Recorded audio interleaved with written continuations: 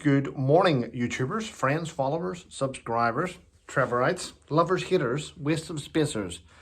Thank you for continuing to stay with me on here. Yes, I've noticed though, thanks to the great thing of having a community page on here, a lot of people have been telling me, Trevor, I'm very sorry, I was unsubscribed, did not know it. Please keep checking because, well, to be 100% honest with you, I don't really have much confidence in YouTube or its human reviewers. There's something going wrong there, clearly, isn't there? Well, today's the 4th of April. Yes, 48 years ago, I was born today. Happy birthday to me. Anyway, reading a lot of emails coming in. A lot of people from the US are sending me stuff about, Trevor, have you seen this about vitamin A, vitamin D, vitamin S? Ladies and gentlemen, listen, I've no interest in gimmicks. I've no interest in selling products. A big thank you to everyone yesterday that stepped up to the plate. After I mentioned about a YouTuber called Hollywood Royalty and the constant harassment in her emails, I'm going to be honest, I find it weird that anyone would say that they are royalty and descendants of the king and their family and are members in Harry. It's just mental. It's just weird that they live in a mental health bubble. No one in the royal family has heard of them. No one in the United Kingdom have heard of them. And it's constant garbage. But whenever I sent that email back saying, please stop it, it's annoying. And she was a little bit rude in her response. It was brilliant. Because then Lady C responded and told her to stop it. And then HG Tudor sent one and said, stop it. And then Steph the Altar Nerd said stop it. And then Sue Smith said stop it. And then Neil Sean said stop it. It just kept going. So don't be rude to YouTubers. We are a family on here. But if you harass us all, then the door closes and there's no way of getting that door back open. I'm being serious. That's just how it is. Treat people with respect. Yes. Right. As I said, loads of birthday messages this morning. Woke up this morning to having... This is quite funny. Woke up this morning to having my son and ex-wife sing happy birthday to me down the phone. Then my mother phoned. And my mother and father tried to sing me happy birthday. My father gave up. Don't think he knows the words. And I'm joking. Of course he knows the words. Yes. But I had a chat with them this morning, which was quite nice. I can't mention who it was or what, but I'll tell you the truth. 2 individuals went to my parents' house yesterday asking for money for Africa. My father says, have you ever been to Africa? And they were like, apparently they were very, no, have you? And my dad went, yeah, 3 times actually. Yeah.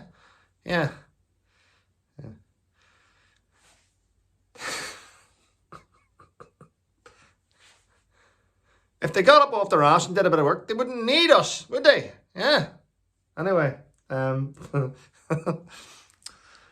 shoot from the hip, Dad. Right, what else is happening today? Right. A guy called Thomas Cashman. I'm sure you probably, the name doesn't ring a bell at the minute. The name doesn't ring a bell. However, he is a murderer and a killer, convicted. He killed a young girl called Olivia. Well, it seems that the UK's underworld and gangsters have put a £250,000 bounty on his head while he's in prison. So even the gangsters are saying, this guy's shocking, get rid of him. Going to cost more money to protect him. And I think Spain may have the answer to the housing crisis. There's a village in Spain called Ponga that are offering British families £2,600 per head to move to there to help their economy, which means they need lots of people to go and live there. Maybe we could send them some of our migrants. Let people arrive here. Yep. Give them £5,000 each, send them off. There we go. Spain solved. We're solved. But will they do that? Right, I've got something written down here. I've written down Philip Schofield. And the reason why I've written down Philip Schofield is not to do with Philip, but something he said. Now, we know that his brother has been convicted of sexually assaulting a teenager. And Philip took time off TV, obviously to come to terms with all this stuff that's happening at the minute. But Philip's now made a statement, and Philip's statement is, and I will read it to you, I will quote, "As far as I'm concerned, I no longer have a brother." That's quite a strong statement to make from Philip, but there we go. So for those of you that were having a go at Philip and saying, oh, but Philip does this and Philip does that, the truth is, regardless what's happened in his marriage, regardless what's happened, regardless about the queuing up for the Queen's coffin, he's made a lot of mistakes recently, hasn't he? But this is a good call from him, I think. So there we go.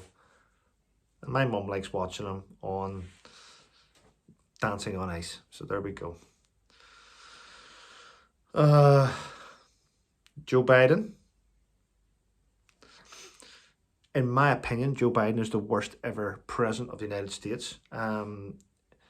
He's not well, and I believe that's down to, I believe it's the American government's fault. It's the Senate. It's a lot of the fact that they leave him there.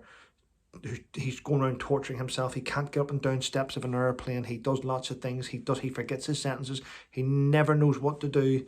He needs an auto cue.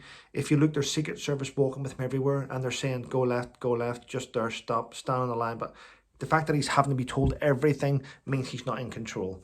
Well, he's made a decision that he's actually decided that he's not going to come to the King's coronation. And me, for one, and with all the things I'm seeing at the minute, I think the British public are pleased, because it would save us, the taxpayer, having to pay for a carer to look after him during his stay.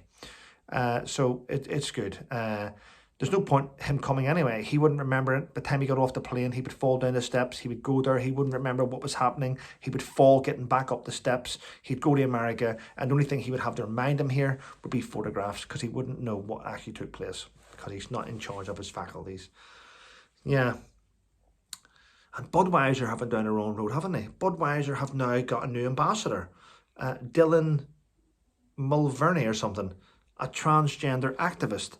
They have made this false female its ambassador, which is probably in fitting with Budweiser, because Budweiser's a fake beer and this is a fake woman. So I'll not drink Budweiser again anyway. I just won't do it. You know what? Even though I'll go with a proper beer, I'll go with Foster's.